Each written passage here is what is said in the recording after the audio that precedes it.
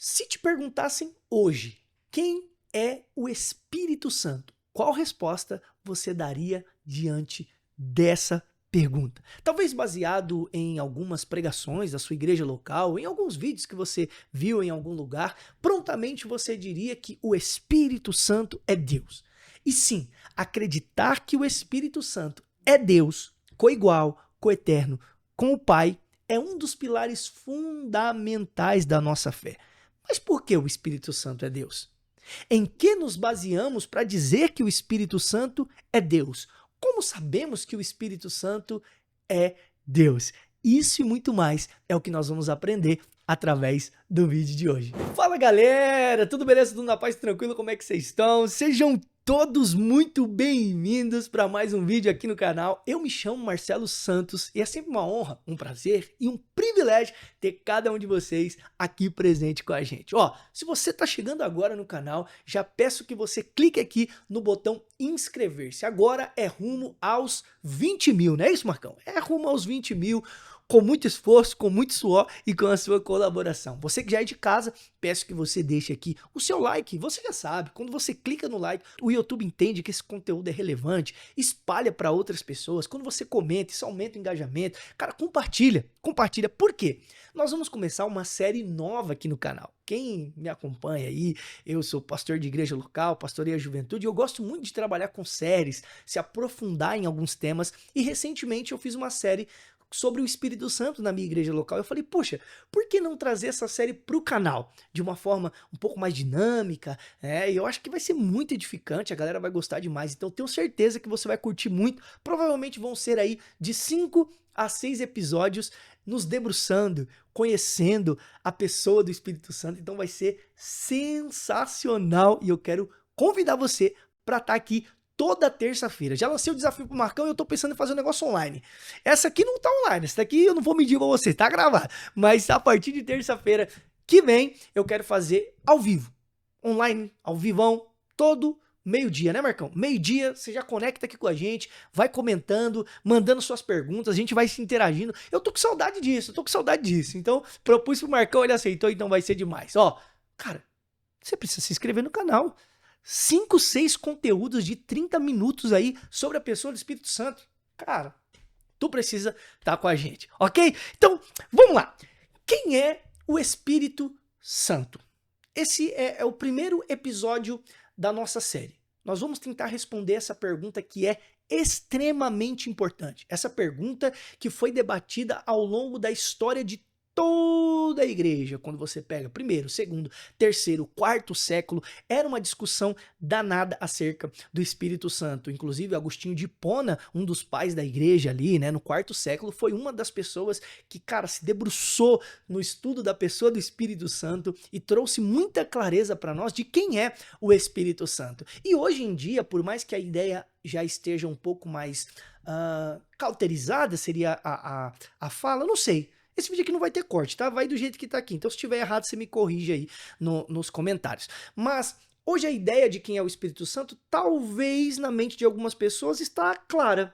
Talvez na mente de outras pessoas não esteja tão clara. E na mente de outras pessoas não tem clareza nenhuma. E eu acredito que esses conteúdos aqui vai ajudar você, independente do seu entendimento, do seu conhecimento teológico sobre a pessoa do Espírito Santo, ok? Então, se nós vamos falar do Espírito Santo, nós precisamos usar as Escrituras Sagradas, nos debruçar e nos fundamentar no que ela diz sobre o Espírito Santo. E o texto base que eu quero ler com vocês se encontra no livro dos Atos dos Apóstolos, capítulo 5, verso de número 1. Atos dos Apóstolos, capítulo 5, verso de número 1. Diz assim o texto bíblico, eu vou ler aqui para nós ganharmos um pouquinho de tempo. Havia, porém, um homem chamado Ananias, que com sua esposa Safira vendeu uma propriedade. Levou apenas parte do dinheiro aos apóstolos, mas, com a aprovação da esposa, afirmou que aquele era o valor total e ficou com o resto.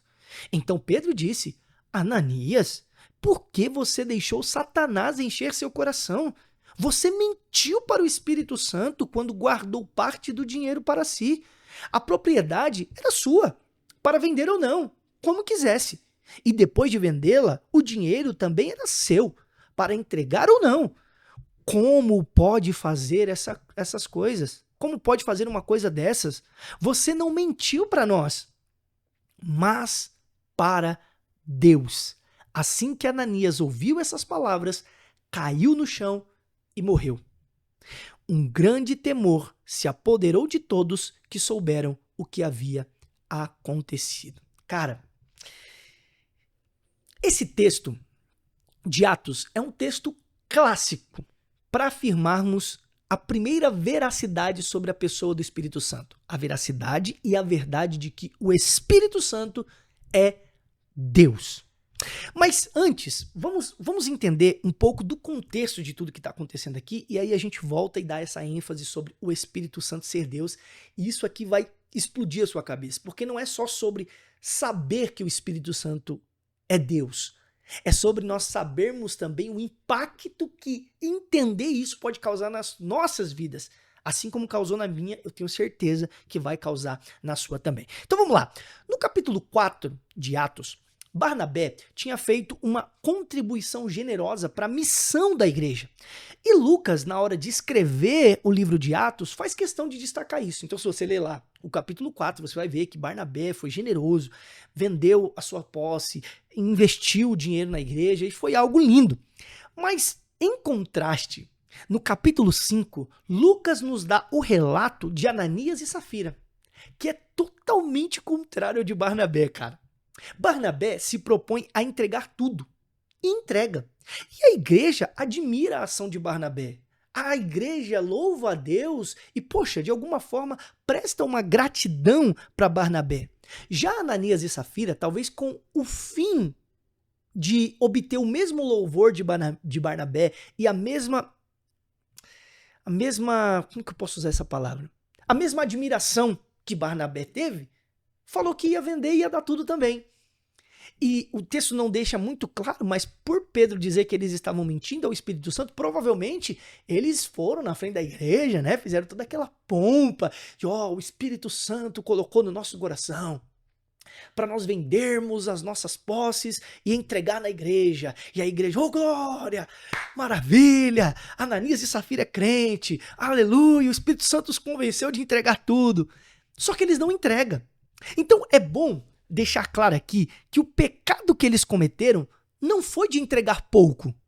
Porque tem muita gente, muitos pastores, de forma até maldosa, se você ouviu alguém, ou se você ouvir alguém usando esse texto para falar de oferta, de que você tem que entregar tudo, porque senão Deus vai pesar a mão em você. Cara, isso aí é balela, tá? Não é sobre entregar pouco. O dinheiro era deles. Eles podiam fazer o que quisesse. Pedro diz para eles. Então, não era sobre entregar pouco, mas sim sobre o engano. Mas sim sobre a mentira. O pecado deles foi dar uma parte e dizer que estavam dando tudo. E ainda envolver o Espírito Santo no balaio das mentiras dele. Aí Pedro chama Ananias e diz, cara, o que tu fez, mano? O terreno não era teu, macho. Tu podia fazer o que quisesse, ninguém te obrigou a vender. Aí você mente e ainda envolve o Espírito Santo nas suas mentiras, pode morrer. Ananias cai durinho no chão. Aí vem os jovens, tiram o corpo de Ananias do templo. Cara, eu fico imaginando, que gabinete pastoral terrível, hein, Marcão? Já pensou? Gabinete pastoral com o pastor Marcos. Mentiu, chama o Samu aí que morreu aqui o atribulado. Tá mentindo aqui pra mim no gabinete pastoral. Foi de arrasta pra cima. Aí, o texto bíblico diz que passando 3 horas depois da morte de Ananias, vem Safira. Shalom, pastor Pedro, como é que tá as coisas? Tudo bem. E a senhora, como é que tá? Tô bem, pastorzão, tô ótima, meu Deus, melhor impossível. Ô, Ananias, ô Safira, vem cá, Ananias tava aqui, falou que vendeu o terreno, deu tudo, foi isso mesmo? Esse valor que vocês entregaram é o valor total do terreno que vocês venderam? Claro, pastor Pedro. O senhor acha que nós íamos mentir? Morre também a mentirosa. Aí Ananias, a Safira também cai dura igual a Ananias. E isso aqui traz uma aplicação prática para nós. Cara, você quer mentir? Mente. Você quer fazer um monte de atrapalhada da sua vida? Faça. Você quer viver uma vida de pecado? Viva. Mas não coloque a pessoa do Espírito Santo nesse negócio, não. Porque isso aqui nos revela mais uma faceta do Espírito Santo. Além dele ser Deus, ele é santo. Ele é puro. Ele é uma pessoa que se entristece. E deixa eu dizer para você, os resultados desse entristecimento, conforme o texto, não são bons. Os frutos que se colhe por viver uma vida que entristece o Espírito Santo são frutos de morte. Talvez não uma morte instantânea, como a de Ananias e Safira, mas uma morte eterna, quando Cristo vier buscar a sua igreja. Então, muito cuidado, cara. Muito cuidado para não envolver o Espírito Santo. Precisamos tomar esse cuidado para não envolver o Espírito Santo nas nossas mentiras. Mas vamos voltar para a ênfase do texto, que nos dá a base para afirmarmos a faceta mais importante e a crucial de quem é o Espírito Santo. Nem sei se eu posso usar essa palavra faceta, mas para mostrar a coisa mais importante que precisamos saber acerca do Espírito Santo, que é a verdade de que ele é Deus. Primeiro ponto, no verso 3 de Atos 5, Pedro diz claramente que Ananias mentiu ao Espírito Santo. E na sequência, no verso 4, Pedro diz que ele mentiu a Deus. Então o texto é claro, se ele mentiu para o Espírito Santo, e logo na sequência Pedro diz que ao mentir para o Espírito Santo ele também estava mentindo a Deus, isso nos ensina e nos revela que o Espírito Santo é Deus, coigual, coeterno, com o Pai. O Espírito Santo não é uma força, apesar dele produzir força em nós. O Espírito Santo ele não é um poder, apesar dele produzir poder em nós. Ele não é um arrepio, apesar de que quando ele vem, ele toca as nossas emoções. Ele não é um curandeiro, apesar dele distribuir dons de curas para a igreja. Ele é aquele que produz tudo isso em nós, mas ele não pode ser limitado a nenhuma dessas coisas a qual ele produz, porque o Espírito Santo é Deus. O Espírito Santo não é uma gota de espiritualidade na nossa carne. O Espírito Santo é Deus habitando em nós e destruindo a nossa carnalidade, dia após dia. É por isso que Spurgeon dizia que quem não tem o Espírito Santo não tem nada além do que aquilo que a queda de Adão deixou. Ou seja, a capacidade de viver aqui em pecado e para sempre no inferno. Cara, olha isso. Quem não tem o Espírito Santo não tem nada além do que aquilo que a queda de Adão deixou. A capacidade de viver aqui em pecado e para sempre no inferno. Que frase profunda de Spurgeon. Um homem que não tem o Espírito não está nem um centímetro mais longe de onde a queda de Adão deixou. Ou seja, no estado de condenação e de morte eterna. Mas uma vez que o Espírito está no homem, esse homem é santificado. O Espírito o convence do pecado, tornando-o submisso a Cristo. E agora ele sai do lugar de onde a queda de Adão o deixou e vai para o lugar onde o segundo Adão lhe deu o direito de estar num céu de glória, reconciliado com o Pai e desfrutando das bênçãos celestiais. E esse segundo Adão não é outro a não ser o nosso Senhor e Salvador Jesus Cristo. Precisamos falar e aprender sobre a pessoa do Espírito, porque, infelizmente, nós estamos vendo muita gente tratar o Espírito Santo como uma energia, como uma força, como um poder, como um serviçal. Espírito Santo faz agora. Espírito Santo, eu te ordeno. Espírito Santo, quando eu contar até 3, você faz o que eu mando. Agora, Espírito Santo. Cara, isso não existe, irmão. O Espírito Santo é Deus. Nós não temos autoridade para dar ordens no Espírito Santo. Como cristãos, nós precisamos estar sujeitos e submissos à ordem do Espírito Santo e não dar ordens no Espírito Santo. Olha a mentalidade de alguém que entendeu que o Espírito Santo é Deus. Atos dos Apóstolos, capítulo 16, verso 6. Olha só o que diz esse texto. Em seguida, Paulo e Silas viajaram pela região da Frígia e da Galácia, pois o Espírito Santo os impediu de pregar a palavra na província da Ásia. Então, chegando à fronteira da Mísia, tentaram ir para o norte em direção à Bitínia, mas o Espírito de Jesus não permitiu. Os apóstolos não estão dando ordens ao Espírito Santo. Pelo contrário, eles estão reconhecendo a autoridade do Espírito Santo e, por reconhecer, quando o Espírito diz não, eles se sujeitam e obedecem o não do Espírito Santo. Quem reconhece o Espírito Santo como Deus não tem problema com o seu não. Eu assisti um filme bem legal um tempo atrás com a galera lá em casa que se chama O Dia do Sim. Já assistiu, Marcão, esse filme? O Dia do Sim? Já ouviu falar? Já ouviu falar, Bia? O Dia do Sim? Cara, esse filme ele é bem legal. É mais ou menos assim. Os filhos achavam a mãe super chata. Por quê? Porque ela vivia dizendo não para eles.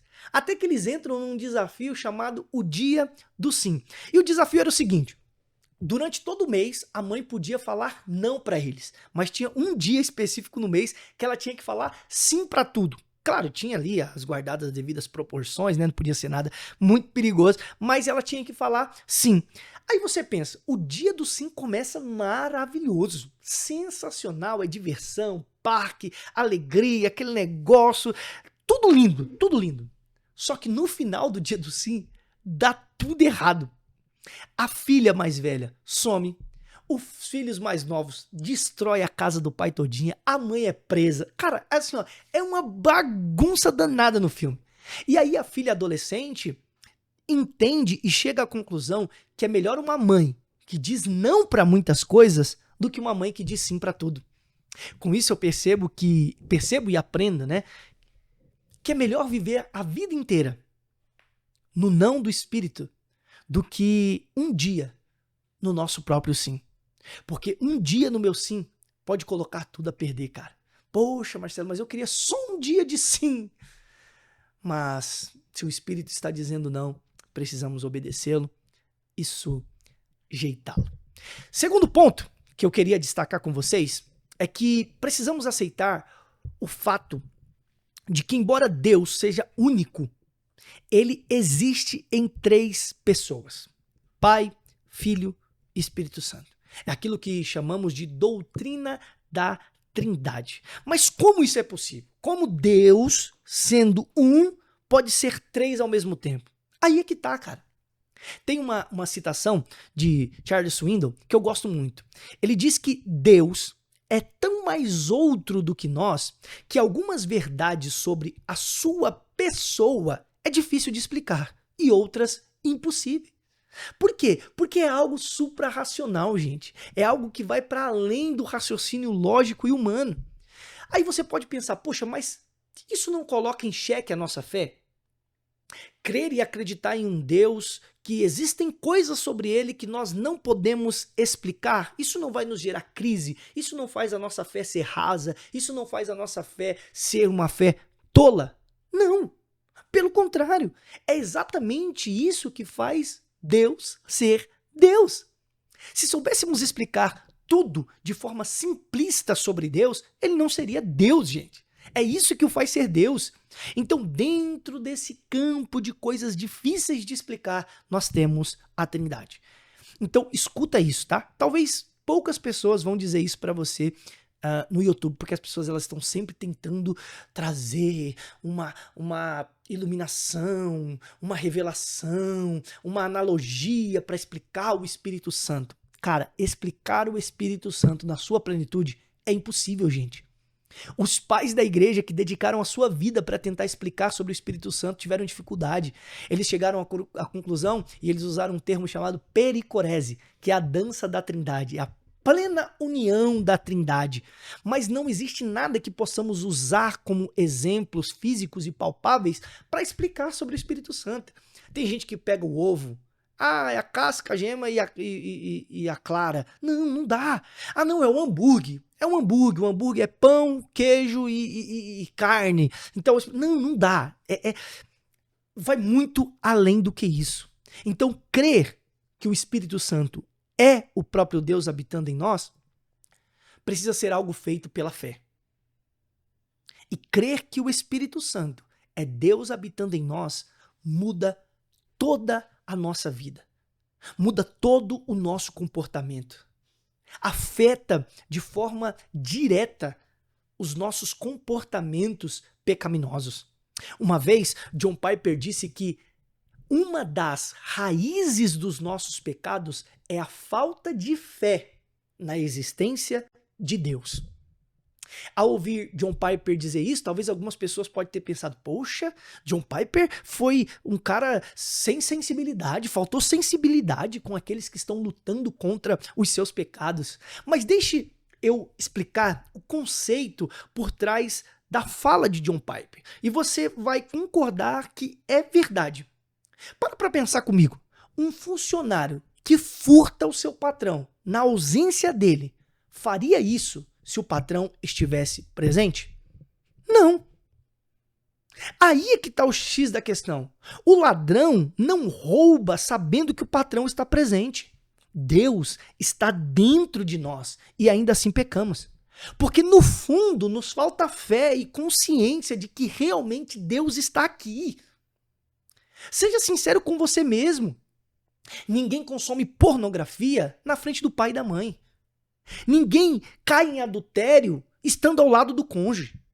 Ninguém cai em pecado de fornicação com a casa cheia de gente. Muitos dos nossos pecados que fazemos escondidos jamais faríamos se nós estivéssemos diante de alguém. Então é aí que o conceito de John Piper é aplicado e eu concordo. Se nós aumentarmos o nível da nossa fé, do nosso relacionamento com Deus, através da pessoa do Espírito Santo, o pecado já não será mais um bicho de estimação na nossa vida, mas ele será um acidente de percurso na nossa caminhada cristã.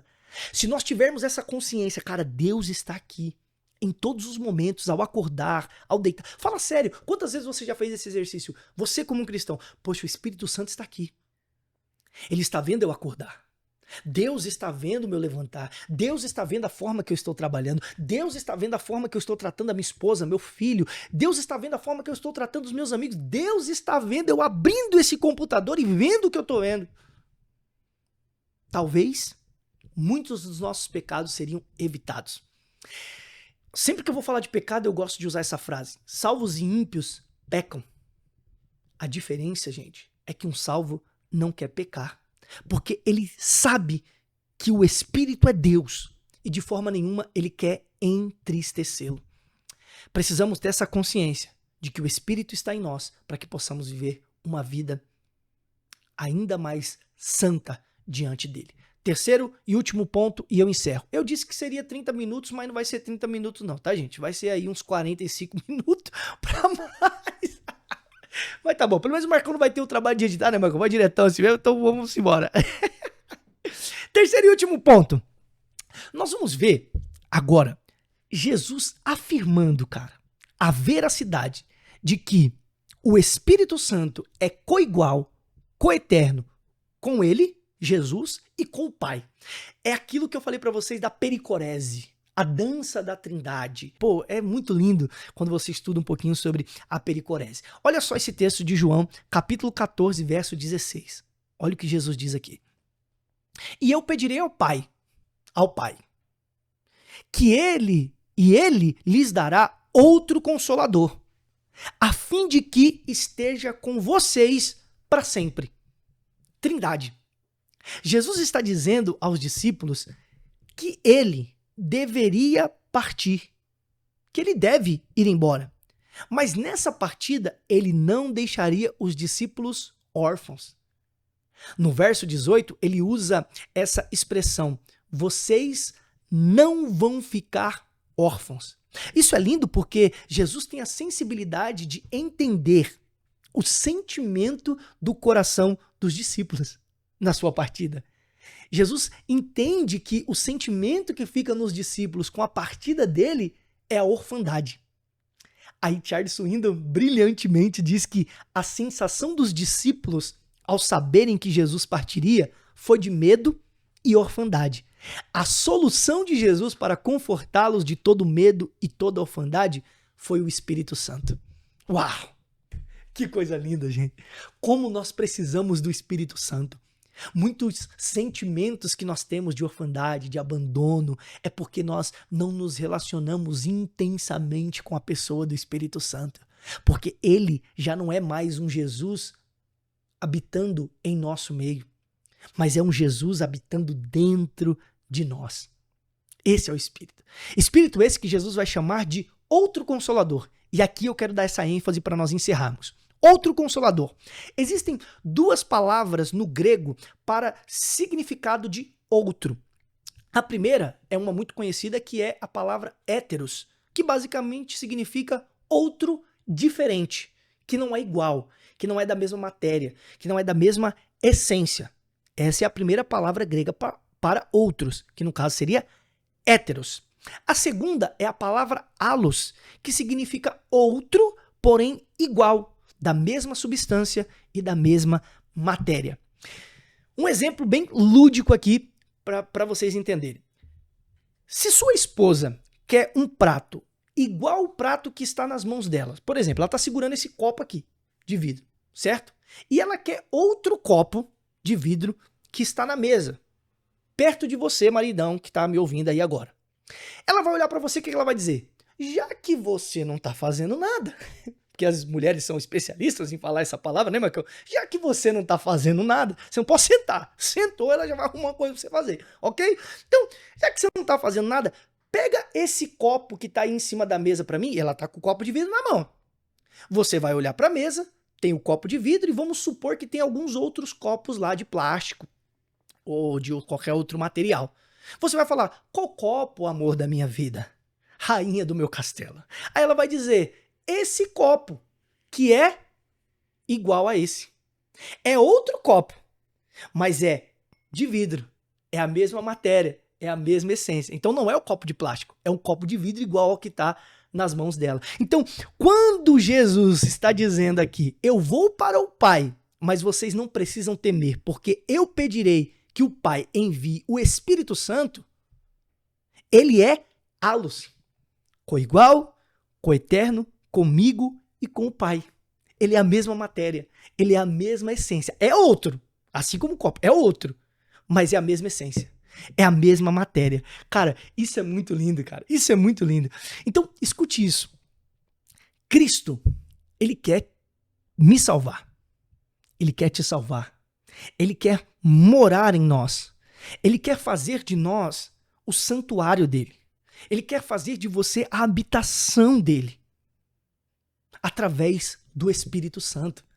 Que não é uma força, nós aprendemos aqui, não é uma energia, não é um poder. É o próprio Deus habitando em nós. Jesus está dizendo para os discípulos, é bom que eu vá. Cara, o que é melhor do que Jesus no meio dos discípulos? É Jesus dentro dos discípulos. O que é melhor do que Jesus fazendo milagres aos olhos dos discípulos? É Jesus fazendo milagre através dos discípulos. Já não é mais um Jesus que caminha de mãos dadas conosco apenas, mas é um Jesus que está dentro de nós, habitando e morando em nós através da pessoa do Espírito Santo. Com isso eu digo, chega de ser habitado pelos medos.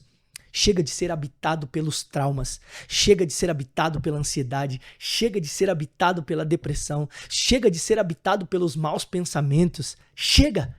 É tempo de você ser habitado pelo Espírito Santo. Quem é o Espírito Santo? O Espírito Santo é Deus, coigual, coeterno, com o Pai e com o Filho, morando e habitando dentro de nós. Espero que você tenha sido muito edificado com esse conteúdo. Se você gostou, cara, curte, comenta, compartilha, fala, cara, ó, começou uma série nova nesse canal aqui. Assistam porque tem muita coisa boa vindo por aí. Eu tenho certeza que vocês vão ser muito abençoados, tá certo? Deus abençoe, tamo junto, é nóis!